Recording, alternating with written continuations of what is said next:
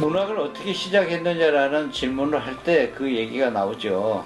그러니까 원래 이제 저는 역사나 철학에 관심이 많았던 사람인데 고등학교 2학년 때 이제 그 국어 시간에 님의 침묵을 우리 동급생이 암송하는 걸 듣고 시라는 것은 사람의 마음을 움직일 수 있게 하는 거구나. 그런 생각을 갖고 이제 앞으로 시를 공부하고 시를 써야 되겠다 이런 생각을 하게 됐고 그 님의 침묵을 읽을 때마다 이 문학의 길에 들어섰던 그때의 그 어떤 떨림 그런 것이 느껴졌기 때문에 이제 그런 것을 정리해 놓은 것이 그 글입니다. 왠지 그 책을 찾아서 펼쳐보기에는 뭔가 부끄러운 점도 있고 그래서 확인해 보지는 않았습니다. 단편적으로 그전에도 뭐 글들이 실렸지만은 그 글은 이제 예를 들면 문학을 택할 때 그 청소년기의 어떤 감정이 들어있기 때문에 그런 점에서 상당히 아직도 떨림이 있는 그런 글이라고 할 수 있어요, 저한테는.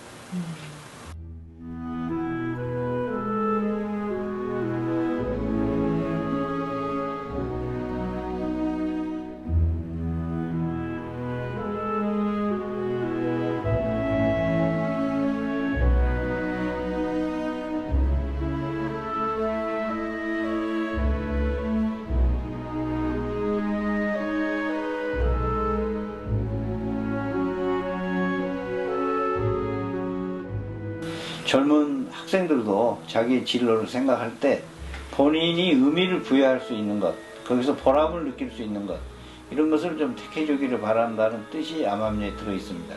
그거는 꼭 문학의 길을 가라는 건 아니에요. 이 시대가 필요한 또 그런 분야들이 있을 겁니다. 새로운 직업이 생겨나고 새로운 갈 길이 생겨나고.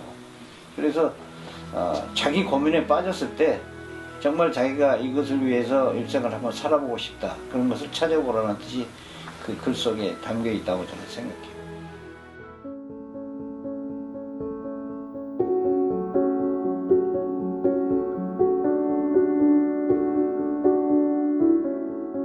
제가 그 태어난 곳이 이제 수원 인계동이고 성장한 곳은 8달로 1가 124번지.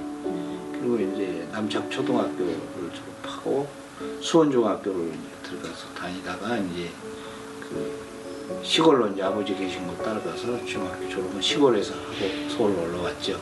그래서 이제 수원에 대한 늘 그 관심과 사랑과 그리고 문제가 있을 때마다 이제 팔달산 언덕을 올라서 생각도 하고 그러다 보니까 이제 그게 깊어졌고 사람들이 이제 나이가 든다 하더라도 제일 오래도록 새롭게 계속 되풀이돼서 재현되고 생각나는 것은 초등학교 시절의 얘기들이고 특히 그 팔달산 뭐 초등학교 때 올라가서 송충이 잡던 그런 기억들, 수원 남문의 그 돌계단 청소하고 그 겨울 햇빛에 손바닥을 내밀어 보던 그런 손바닥 속에 고이는 것 같은 그 햇빛들 이런 것들에 대한 시를 썼고 그래서 이제 2010년쯤 내가 할 일은 이제 고향에 돌아가서 좀 내가 그동안 공부하고 이런 것을 좀 이렇게 시로 가르치고 또 고향에 대한 시도 쓰고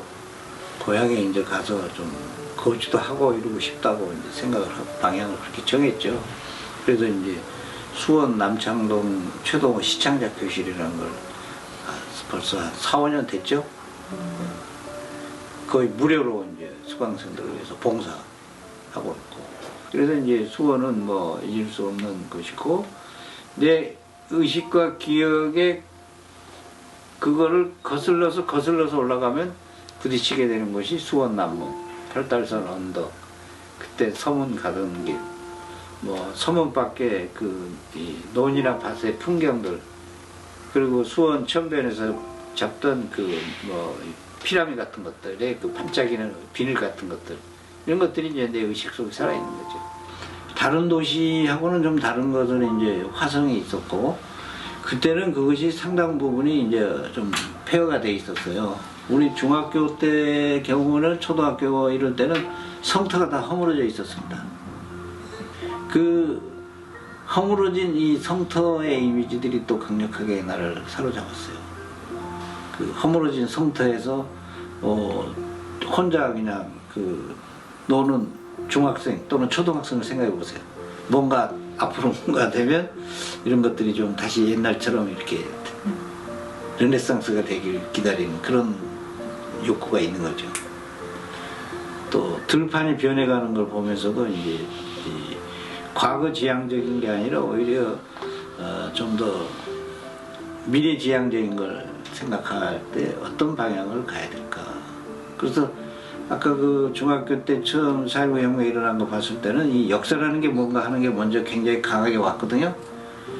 근데 이제 그 다음에 좀 더 이제 진행되니까 그 역사 속에서 그럼 한 개인은 뭐냐, 인간이라는 게 뭐냐, 이런 이제 생각이 들어서 이제 그것을 탐구하는 것이 결국은 이제 시쓰기라고 생각하죠.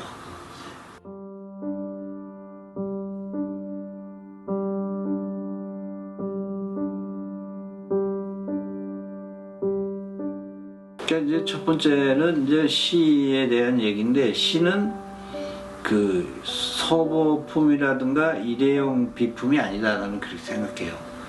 시가 의미를 가지려면 끝없는 재생산 능력과 지속적인 생명력을 가질 때다.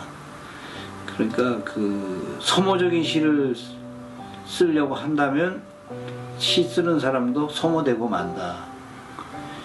우리가 살고 있는 시대는 일회용 시대예요. 근데 일회용 시대를 거부하고 그 이상의 인간의 가치를 부여하고자 하기 때문에 시를 쓴 거 아니겠냐, 이런 생각을 하는 거죠. 그래서 시에 대한 기본 개념을 좀 더 지속적 생명력을 갖고 자기와 더불어 평생을 갈 수 있는 그런 것을 생각하는 게 좋겠다라는 거고, 그래서 좀 더 멀리 보고 깊게 생각하고 꾸준히 갔으면 좋겠다. 그래서 진부한 얘기지만 공자의 얘기 중에 제가 가장 좋아하는 얘기는 나의 도는 일관된 거다. 오 도는 일이관지라는 말이 있어요. 그래서 제가 살아온 주변의 사람들을 볼 때도 자기가 정한 길을 일관되게 간 사람들은 다 나름대로 보상을 받았고 나름대로 의미를 부여할 수 있는데, 이것저것 하다 보면 정말 이것저것이 돼버리죠. 그래서 대학에 있을 때 학생들한테도 빨리 많이 하려고 하지 말고, 특히 머리 좋은 사람들이 재빠르게 변신하는 것 쫓아가지 말고 천천히 느리게 확실하게 자기의 길을 가자. 제가 하는 거 작업 중에 하나가 이제 우리 선배 시인들의 그 작품 정리예요. 예를 들면 정지용 전집, 그 백석 전집, 뭐 이런 전집들을 내요. 끊임없는 자료를 확인하는 과정이거든요. 그러니까 그런 노력들을 통해서 그분들의 세계 속에 들어가는 거지, 무슨 서양의 지식이나 멋있는 말로 그분들의 세계를 이해할 수 있는 거는 그때는 폼나고 멋있어 보이지만 시간이 지나면 다 이게 사상 누각처럼 허물어지는 거다. 특히 우리나라는 이 기초 연구, 기본에 대해서는 별로들 그 생각 안 하고 응용하고 빨리 유명해지고 빨리 출세할 생각들을 해요. 그래서 젊은 미래의 세대들에게는 확고하게 자기 길을 가는 기초부터 다지고 있는 사람들이 그때는 느리게 보여도 그게 멀리 가고 확실하게 자기 것을 이룰 수 있는 길이다.